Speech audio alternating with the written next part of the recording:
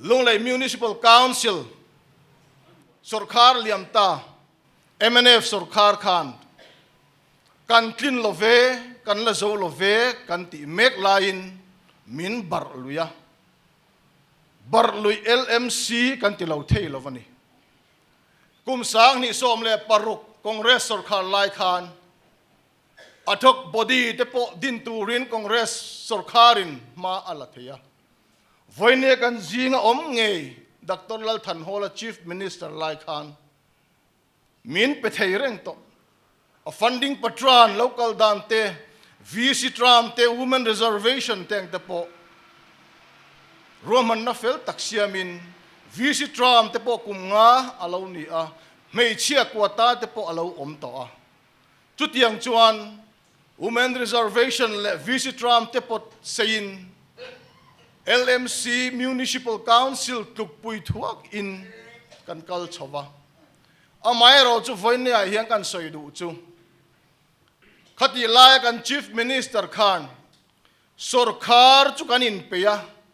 mipui in la inpeih lo chu wang kan pelawang chu ati alo lom omin aro pui hle mai voina hian Barh Luih LMC chu lunglei mipuin kan ma chona kan tong meka Chu LMC chu Enchhin Sawrkarin an kai suaya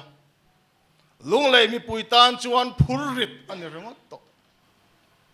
chia chi sang an la a parking fee an la lo na thina te parking fee an la a sum dong te kan chepa chutiang chuan lunglei mipui kan chep ema chung ko tam tak lunglei anga phei chuan chung kwa za som sari vel son enrek kan ti kan la chhor kanin nga na pakhat te ni a chutiang teng te chu voinia jo kan dong thei to lova chu wang chuan lunglei mipui te kanin chhir chho mek a hei hian kan ma loka VC local council le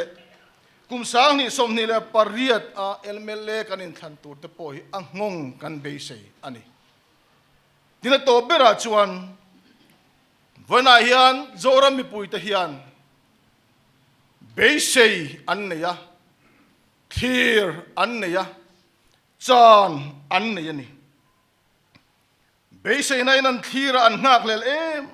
em a chu enge ni kan ti chuan Congress Party hi kan ni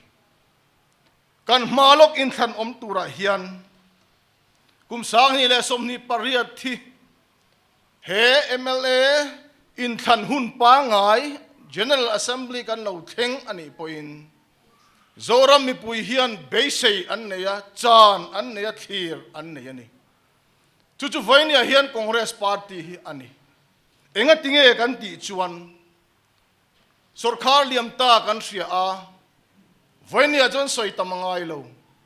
tin kan Sawrkar thon mek kan mu a soi tam angai lo mipui phurrit voinia hian min phurtir meka kan POL chia teng te hian Finance Department Mizoram sumbomi atheng chem hek te poi kan chut angaya tin ke mani Congress Party na kan thilti thatlam chu soi tamangai viau lo kan hun ser mang tu kan ko han suai tu po han chiang khop mai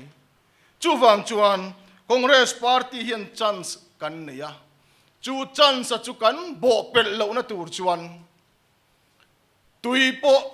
mun hiam piang nga aluang khoma lui guang po azawa piang tuin achim thin ani chu tiang anga mian an luang khom theina turte mi kan chim theina tur chuan ke mani niam taka omila pathian trina nen kan ram kan nam rong bol le tur hian in buat soila chu zoram mi pui hian min nga le min chan ani chu wang chon voinia party ka tho pui zong te hian kan malok in than om tura te tin mi minon bel chak mit eng zat om mek lai hian ke mani hi zaw takin in hongila iluang niamang uti in voinia hian kananin cha ani Christmas le kum thar chibai vek ule kalome